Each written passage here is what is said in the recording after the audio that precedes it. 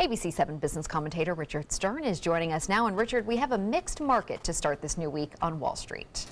Haley, you've got it exactly right. And the mix was an interesting one because the Dow was down fairly sharply early this morning, down 84 points at the low of the day.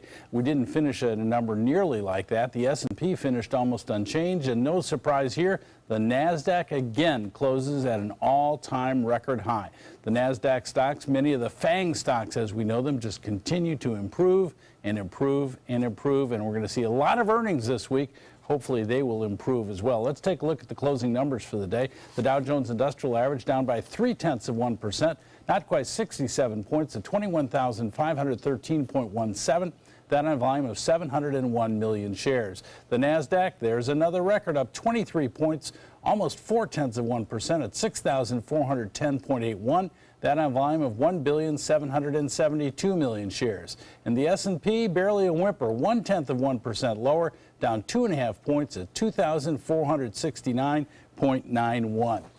Well, today was a case of good was not good enough for Hasbro, the well-known toy company. They make Nerf, among other things, and Transformers. The company said it had indeed a record year for earnings and sales. But guess what? That was not good enough because Wall Street was looking for even more. Their increase in sales quarter over quarter was the lowest it's been in 18 months. As a result, what have you done for me lately? Well, the answer is not much. Shares of Hasbro were down very sharply in today's news, 11%.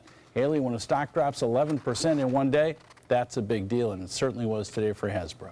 Yes, it was. And late news on Google, Richard. Yes, they announced their earnings after the close, so we won't really see the results until tomorrow morning. But the earnings were higher. But again, is good enough? Probably not. I think you're going to see the stock open lower tomorrow morning. All right. Thank you, Richard. You're welcome.